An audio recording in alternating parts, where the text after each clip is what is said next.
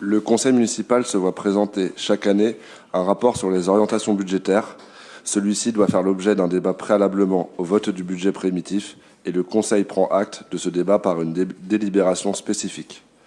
C'est l'occasion, pour les membres du conseil municipal, d'observer l'évolution du budget communal, tant en recettes et dépenses qu'en investissement et fonctionnement, et de débattre de la politique d'équipement de la ville et de sa stratégie financière et fiscale pour l'exercice en cours. L'Europe permet de mettre en perspective les éléments connus constituant l'environnement budgétaire et financier et les orientations du budget de la commune pour l'exercice à venir. Dans l'organisation de ce débat, il est proposé tout d'abord une description des principales données connues relatives à l'environnement budgétaire et financier prévisible pour 2023, ainsi que l'impact de cet environnement extérieur sur les finances de la commune, notamment à travers les dispositions de la loi de finances pour 2023.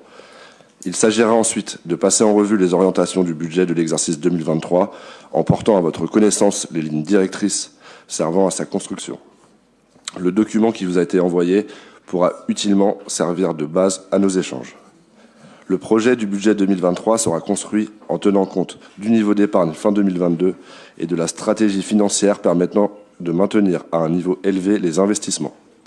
Les principales évolutions tiennent compte à la fois de l'évolution des charges de personnel réglementaire, mais aussi de l'augmentation prévisionnelle très forte des fluides de 1 670 000 € répartis entre l'électricité, le gaz et l'eau. De plus, il doit intégrer la situation détériorée du patrimoine, avec un patrimoine bâti dégradé et des retards d'investissement capacitaires dans les domaines scolaires, sportifs, culturels, petite enfance, ainsi qu'un état vétuste des outils de pilotage, notamment informatiques, matériels et logiciels. Un certain nombre d'actions ont d'ores et déjà été engagées au cours de ces derniers mois pour remédier à cette situation, notamment le lancement des travaux de la crèche Charles de Gaulle, l'étude relative à la réhabilitation de l'école Allende, la mise en œuvre du nouveau pôle éducatif, le lancement du relais petite enfance, le lancement de la maison Schœlcher, la refonte de la tarification du périscolaire, des travaux de voirie conséquents, la mise en place du RIFSEP. En conclusion, le budget 2023 sera prudent en fonctionnement afin de maintenir intacte notre capacité à réaliser nos projets d'investissement. Il a été pensé et écrit avec la volonté de ne pas augmenter les impôts, conformément à l'engagement pris devant les Auvillois. Concernant l'endettement, Houille reste une commune faiblement endettée. Elle s'est désendettée au cours de ces dernières années, moins 30,8% par rapport à 2019. Ainsi, sa dette par habitant n'est que de 219 € contre 245 € fin 2021, soit 5 fois moins que la moyenne pour les communes de la même strate démographique en Île-de-France, qui est de 1 000 € par habitant.